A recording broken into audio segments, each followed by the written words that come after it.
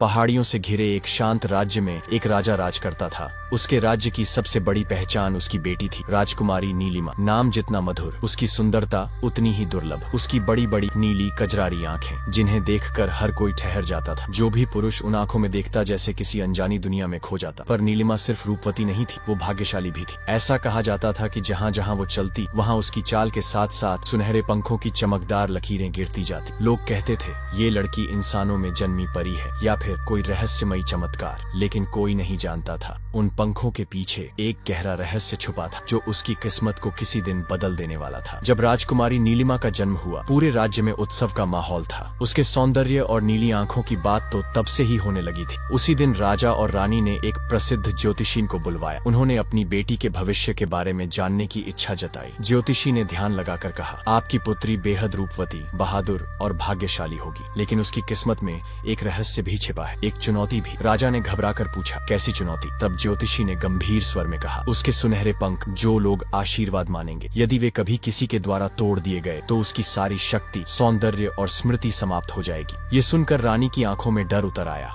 तभी ज्योतिषी ने उन्हें 2 चमचमाते सोने के पायलन दिए और कहा, जब यह कन्या 16 वर्ष की हो जाए तब ये पायल इसे पहना देना। ये इसकी रक्षा करेंगे, इसकी यादों, इसके पंखों और इसके भाग्य की भी। जैसे जैसे राजकुमारी नीलिमा बड़ी होती गई, उसकी सुंदरता भी और निखरती गई और उसके पीछे उड़ते हुए सुनहरे पंख अब और भी चटकीले हो गए थे। महल के गलियारों में उसकी उपस्थिति से उजाला फैल जाता और राज्य में हर जगह बस एक ही नाम गूंजता, सोने के पंखों वाली रानी, जो सोने के पंखों के साथ चलती है। जब नीलिमा 16 वर्ष की हुई, राजा ने अपने हाथों से वो सोने के पायलास उसे पहनाए, जो वर्षों पहले ज्योतिषी ने दिए थे। राजा ने प्यार से कहा, ये सिर्फ आभूषण नहीं, ये मेरी चिंता और आशीर्वाद है। ये तुझे उस खतरे से बचाएंगे जिसकी कल्पना भी तू नहीं कर सकती।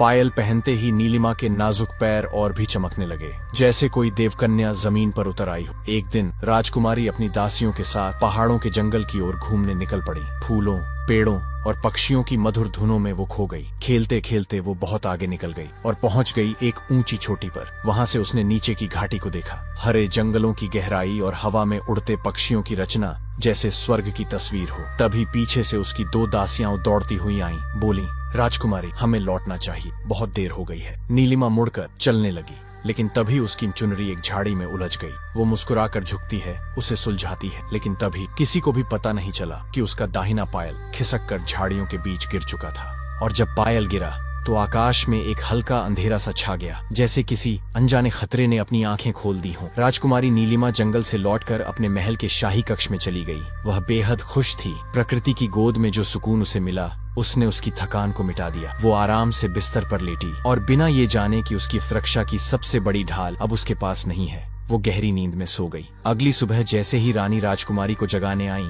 उनकी नजर सबसे पहले नीलिमा के पैरों पर और वो जैसे ठिठक गईं। एक पल के लिए सांस जैसे रुक गई हो। उन्होंने देखा नीलिमा के पैरों में अब सिर्फ एक पायल थी। तुरंत उन्होंने उसे हिलाया, आवाज लगाई, नीलिमा उठो, मेरी बच्ची उठो। नीलिमा नींद से चौंकी।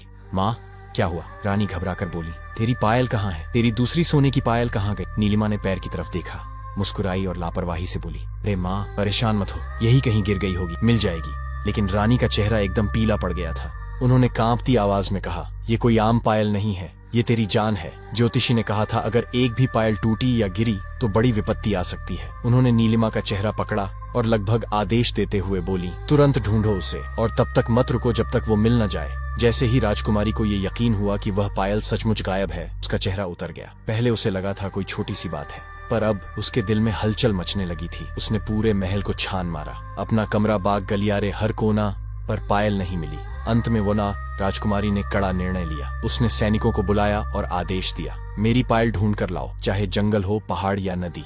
जब तक वो नहीं मिलती मैं चैन से नहीं बैठूंगी। राजा के सबसे तेज सैनिकों की टुकड़ी रवाना हुई। तलवारें लेकर उन्होंने हर पेड़ की जड़, हर झाड़ी, हर पगडंडी पर नजर डाली। कई दिन बीते, बारिश भी हुई, पहाड़ों की धुंध ने रास्ते छिपा दिए, लेकिन बस पायल का कोई सुराग नहीं मिला। थके हारे सैनिक जब महल लौटे, उनकी आंखों में माफी थी और हाथ खाली। उन्होंने नीलिमा से सिर झुकाकर कहा, माफ कीजिए राजकुमारी, हमने पूरी कोशिश की पर आपकी पायल नहीं मिली। राजकुमारी की आंखें भर आईं और वह कुछ देर चुप रही। वह जानती थी अगर पायल जंगल में होती तो अब तक मिल जाती। वह निराश होकर बैठ गई। दूर एक और राज्य में एक राजकुमार था, सौम्य, समझदार और थोड़ा रहस्यमयी। एक दिन किसी जरूरी काम से वह अपने घोड़े पर सवार होकर पहाड़ों के रास्ते से निकल रहा था। सूरज डूबने की कगार पर था और पहाड़ी हवाओं में ठंडक घुल चुकी थी। तभी अचानक उसकी आंखों में एक अजीब सी चमक पड़ी। वो रुक गया और नीचे उतरकर उस चमक की तरफ बढ़ा। वहाँ एक झाड़ी में आधी मिट्टी में दबी हुई पायल चमक रही थी, एक बेहद सुंदर सोने की पायल। वो पायल साधारण नहीं थी, उस पर नाजुक नक्काशी थी और उसकी चमक में जैसे कोई जादू छुपा था। राजकुमार ने उसे उठाया, कुछ देर तक बस देखता रहा। उसकी आंखों में अचरज था। ये किसी साधारण स्त्री की पायल नहीं हो सकती। उसने सोचा, कौन होगी वो जिसकी ये अमूल्य वस्तु है, और क्या ये कोई संकेत है? राजकुमार उस पायल को लेकर अपने राज्य लौटा, लेकिन वो पायल अब बस एक गहना नहीं रही थी, वो एक कड़ी बन चुकी थी दो अनजान आत्माओं के बीच। और ये शुरुआत थी एक ऐसे बंधन की जोम जो जल्द ही समय और भाग्य की परीक्षा से गुजरेगा। जैसे ही राजकुमार महल पहुंचा, उसने वो चमकदार पायल अपनी राजमाता मौन को दिखाई। राजमाता ने पायल को हाथ में लिया और उसकी बनावट, सोने की चमक और उसमें छुपे सौंदर्य को देखकर उनकी आंखों में एक अलग सी चमक आ गई। उन्होंने कहा, बेटा, ऐसी पायल कोई आम स्त्री नहीं पहनती, ये तो किसी राजकुमारी की होगी, और वो भी कोई खास। फिर उन्होंने गहराई से देखा और कहा, इस पर बनी ये रेखाएं, ये चिन्ह, ये किसी शाही कुल की पहचान है। राजमाता ने तुरंत सैनिकों को आदेश दिया, चारों दिशाओं में जाओ, पता लगाओ कि ये अद्भुत पायल किस राज्य की राजकुमारी की है। आदेश मिलते ही सैनिक पूर्व, पश्चिम, उत्तर, दक्षिण निकल गए। कई दिन बाद जब वे लौटे, उनके चेहरे पर हैरानी साफ दिख रही थी। उन्होंने महल में आकर राजकुमार और राजमाता से कहा, महाराज, हमें पता चला है कि ये पायल पहाड़ी राज्य की एक राजकुमारी की है, जिसका नाम है नीलिमा, और उसके पास सोने के पंख हैं। ये सुनते ही राजमाता की आंखें फैल गईं। उन्होंने धीमे स्वर में कहा, सोने के पंख? क्या वो कोई इंसान है या कोई चमत्कार? राजकुमार ने पायल को देखा और धीरे से बुदबुदाया, नीलिमा। उसी पल जैसे कहीं दूर से एक हवा आई और पायल के भीतर की चमक और तेज हो गया, मानो उसे भी पता चल गया हो कि अब उसकी असली मालकिन की ओर कोई कदम बढ़ा चुका है। उधर राजकुमारी नीलिमा दिन रात बेचैन रहने लगी थी। उसने बाहर भी ढूंढा, अंदर भी, हर बार उम्मीद लेकर निकली, पर हर बार खाली हाथ लौटी। अब उसकी आंखों में चमक नहीं और उसके सुनहरे पंख भी पहले जैसे नहीं फड़कते थे। खोई हुई पायल के साथ मानो उसकी मुस्कुराहट भी कहीं खो गई थी। महल के भीतर भी माहौल बदला हुआ था। राजा हर दिन मंत्रियों से एक ही सवाल पूछते, क्या कोई सुराग मिला? लेकिन हर बार जवाब में सिर झुक जाते। रानी चुपचाप राजकुमारी को देखती रहती। उसकी मासूमियत और उसके टूटते विश्वास को देखकर उनका दिल भर आता। उन्होंने राजा से कहा, वो पायल सिर्फ गहना नहीं थी, वो उसकी रक्षक थी। अब अगर कोई उस पर हमला करे तो उसे कोई बचा नहीं सकता। राजा ने बिना देर किए महल के सभी द्वार पर दोगुनी सुरक्षा तैनात कर दी। सैनिकों को आदेश मिला, अब नीलिमा को कोई नुकसान नहीं पहुंचना चाहिए, चाहे कुछ भी हो जाए। महल के चारों ओर अलार्म, पहरे और गश्तान शुरू हो गई। पर सच तो ये था, जो डर भीतर था वो किसी दीवार से नहीं रोका जा सकता था। और नीलिमा के दिल में वो डर अब एक खाली जगह में बदलने लगा था, जहां उसकी पायल थी पर अब नहीं थी। इधर राजमाता ने वह पायल अपने बेटे को दी और कहा, बेटा, ये लो यह पायल, और इसे उस राजकुमारी को वापस कर दो जिसकी यह है। फिर उन्होंने राजकुमार से कहा, अगर राजा खुश होकर तुम्हें कोई भेंट दे तो तुम विनम्रता से मना कर देना और उससे उसकी बेटी का हाथ मांगना। राजकुमार ने सिर झुकाकर अपनी माँ की आज्ञा को स्वीकार किया। राजकुमार ने वह सोने की पायल एक लाल रेशमी कपड़े में बांधी, उसे अपने पास रखा और नीलिमा के नगर की ओर चल पड़ा। घोड़े पर सवार होकर वह कई घाटियां पार करता गया, कई वनों से गुजरा, और उसके दिल में एक ही बात बार बार आ रही थी, क्या राजा अपनी पुत्री का विवाह मुझसे करा देंगे? और वो भी एक पायल के लिए नहीं, ऐसा नहीं हो सकता। लेकिन अगर ऐसा नहीं हुआ तो मैं माँ को क्या जवाब दूंगा? मुझे कुछ और भी करना होगा। मगर क्या राजकुमार यही सोचता हुआ जा रहा था?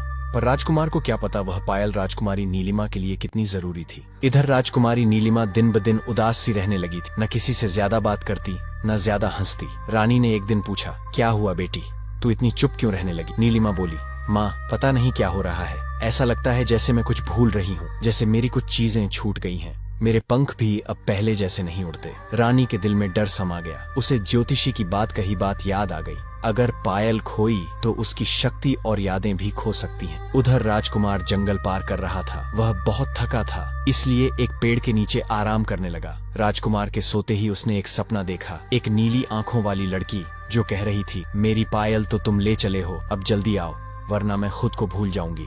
राजकुमार एकदम उठकर बैठ सा गया। उसके दिल में बेचैनी सी होने लगी। यह कैसा सपना था? अगर यह सपना सच था तो ये कैसे हुआ?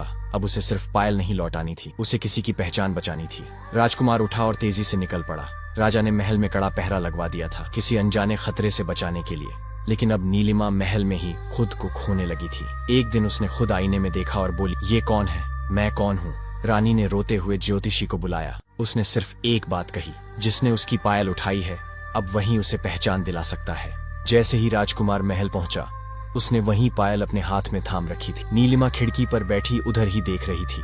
उसने राजकुमार को देखा तो पहले देखती ही रही, फिर धीरे से बोली, आप कौन हैं? राजकुमार मुस्कुराया और एकटक होकर राजकुमारी को देखे ही जा रहा था। उसने अपने आप से कहा, नहीं, क्या यह सचमुच की राजकुमारी है या कोई परी? लेकिन यह तो वैसे ही है जैसा मैंने अपने सपने में देखा। राजकुमार ने धीरे से झुककर उसे छूने की कोशिश की। तभी कुछ राजा के दूत आकर राजकुमार को पकड़ लेते हैं और उसे राजा के पास ले जाने लगते हैं। मगर राजकुमार की नजर अभी भी राजकुमारी की तरफ थी। उसे तो जैसे होश ही नहीं था। राजकुमार को जब राजा के पास लाया गया तो राजा ने अपने दूतों से पूछा, बताओ किस लिए पकड़े हो, इसे क्या अपराध है इसका? दूतों ने कहा, महाराज, यह राजकुमारी को कोई नुकसान पहुंचाने आया था, क्योंकि यह राजकुमारी के खिड़की के पास खड़ा होकर उन्हें छूने की कोशिश कर रहा था। राजा यह सुनते ही क्रोध से लाल हो गया और उसको कड़ा दंड देने के लिए उठा, लेकिन तभी राजकुमार रोते हुए बोला, महाराज, मैं राजकुमारी को कोई नुकसान नहीं पहुंचाने आया था, बल्कि मैं तो राजकुमारी की यह कीमती पायल उन्हें वापस देने आया था। और मैं उन्हें इसलिए छू रहा था क्योंकि मैं उनके पैरों में यह पायल पहनाना चाहता था। भला मेरी राजकुमारी से क्या दुश्मनी हो सकती है? राजा ने जब राजकुमारी की वह पायल राजकुमार के हाथों में देखी, वह खुश होकर बोला, यह पायल तुम्हें कहाँ मिली और तुमने पहले क्यों नहीं बताया कि तुम पायल वापस करने आए हो? आज तो मेरे हाथों से बहुत बड़ा अपराध हो जाता। उसने खुश होकर राजकुमार से कहा, बेटा, अगर यह पायल तुम ले ही आए हो तो यह पायल राजकुमारी नीलिमा को तुम ही पहना दो। तुम्हें नहीं पता तुमने मुझे आज कितनी खुशी दी है। राजा राजकुमार को लेकर उसके कमरे में पहुंचा जहाँ नीलिमा बैठी थी। राजकुमार ने वह पायल निकाली और राजकुमारी के पैरों में वह पायल पहना दी। जैसे ही राजकुमारी ने वह पायल पहना, उसको सब याद आ गया। वह राजकुमार की तरफ देखकर मुस्कुराते हुए बोली, यह पायल तुम्हें कहाँ मिली? राजकुमार ने उसे वह सब बता दिया कि कैसे उसे वह पायल मिली थी। राजा ने कहा, बताओ बेटा, तुम्हें इनाम में क्या चाहिए? राजकुमार ने कहा, वैसे तो भगवान का दिया सब कुछ मेरे पास है और मैं पास के राज्य का राजकुमार हूँ। मुझे कोई धन दौलत नहीं चाहिए। मेरी सिर्फ आपसे एक ही इच्छा है, अगर आप पूरी कर दें। राजा ने पूछा, बताओ क्या इच्छा है तुम्हारी? राजकुमार ने कहा, मुझे आपकी बेटी का हाथ चाहिए, अगर आप मान जाए तो। राजा कुछ देर तक सोचता रहा, फिर वह राजकुमार को मना नहीं कर पाया और उसने राजकुमारी नीलिमा का विवाह राजकुमार से करने का फैसला कर लिया। क्योंकि राजा और रानी सब समझ चुके थे। उनकी आंखों में न कोई सवाल था न कोई शक, बस सुकून था कि उनकी बेटी वापस आ गई है, वैसी जैसी वो थी, पूरी, सजीव और मुस्कुराती हुई। राजा ने धीरे से राजकुमार के कंधे पर हाथ रखा और कहा, बेटा, जो कोई हमारी बेटी को समझ सके, हमारी चिंता को अपना माने, वो सिर्फ हमारा दामाद नहीं, वह हमारा कोई अपना ही होता है। राजकुमार ने कोई जवाब नहीं दिया, सिर्फ सिर झुका लिया। कुछ दिनों बाद राजकुमार और नीलिमा की शादी हुई। महल में भव्य आयोजन हुआ और सभी लोग शामिल हुए। सभी के चेहरे पर खुशी थी और बहुत सारा अपनापन। नीलिमा अब पहले जैसी नहीं थी। अब वो सिर्फ एक राजकुमारी नहीं, किसी की दोस्त और जीवन साथी और याद भी बन गई थी। और उस दिन के बाद राजकुमारी नीलिमा अपने पायल का बहुत ध्यान रखने लगी और राजा ने राजकुमार से नीलिमा की सभी शक्तियां और डर की सभी बातें बता दी। इस प्रकार वह दोनों खुश होकर महल की ओर प्रस्थान करते हैं।